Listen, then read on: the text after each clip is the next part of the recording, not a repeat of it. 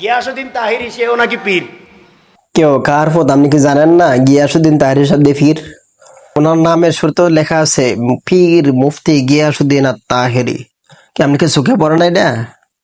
উনি তো একজন পীর সাহেব। যে সারাদিন গান নিয়ে ব্যস্ত, কি বলেন?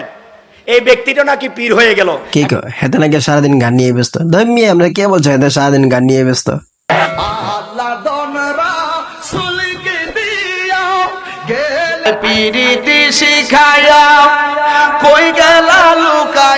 এ সত্যি নাকি? জানি না। গান নিয়ে ব্যস্ত? আই হাই, সারাদিন গান নিয়ে ব্যস্ত, কি বলেন? এই ব্যক্তিটা নাকি পীর হয়ে গেল। কি গান গালে কি পীর হওয়া যায় না? তোর মাথা নষ্ট।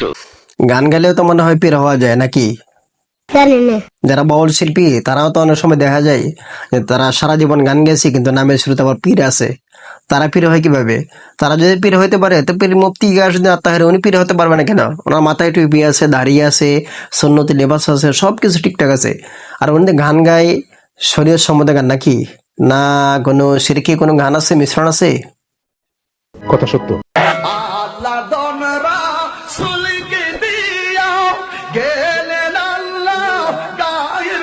শিরিক গান আছে, সেই জন্য তো এই বাবা, সেই জন্যই তো এই মিয়া পাগল হয়ে গেছে।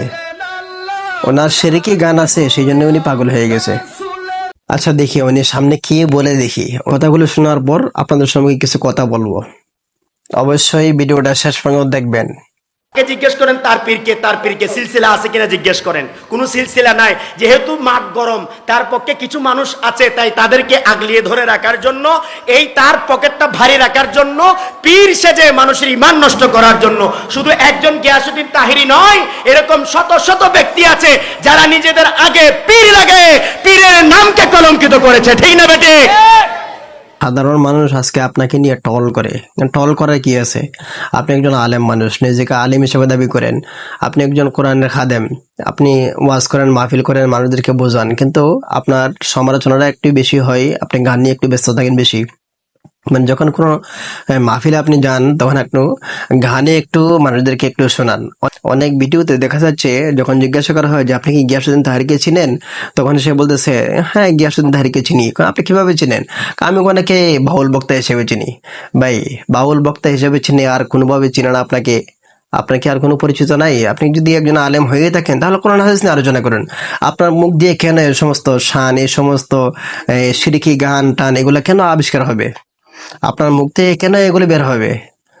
আপনার মুখ থেকে কেন এই সমস্ত শিরকি গান এগুলো বের হয়? আপনার মুখ থেকে তো বের হওয়ার কথা কোরআনের কথা, আপনার মুখ থেকে বের হওয়ার কথা নবীর সুন্নাহর কথা, নবীর হাদিসের কথা। আপনার মুখ থেকে এগুলো কোনো কিছু শোনা যায় না। শোনা যায় একমাত্র শুধু গান আর গান। প্রত্যেকটা মানুষ আপনাকে ভালো করে চিনে, আপনি শুধু পরিচিত মানুষের কাছে একমাত্র গানের কারণে পরিচিত। আর গানের কারণে আপনাকে মানুষ চিনে, আপনাকে জানে। আলেম হিসেবে কয়জন আপনাকে মূল্যায়ন করে? ভাই, এই সমস্ত কথা বলার সাহস মানুষ পেত না। আজকে মানুষ সাহস পাইছে এই জন্য যে আপনার মুখ দিয়ে এই সমস্ত গান বের হয়েছে, শিরকি গান বের হয়েছে। হ্যাঁ, সব গান যে সে কেমন না, ভালো গানে কিছু আছে, কিন্তু শিরিক গান, আপনি আলেম মানুষ, আলেম মানুষের মুখ দিয়ে যদি বাউল গান বের হয় অবশ্যই মানুষ একটু বাঁকা ঝুঁকে দেখবে। সুতরাং আমি আপনাকে বলবো ভাই, আপনি এই সমস্ত গান টান ছেড়ে যদি আপনি কোরআন হাদিসের কথা বলতেন তাহলে হয়তো মানুষ আপনাকে গ্রহণ করে নিত।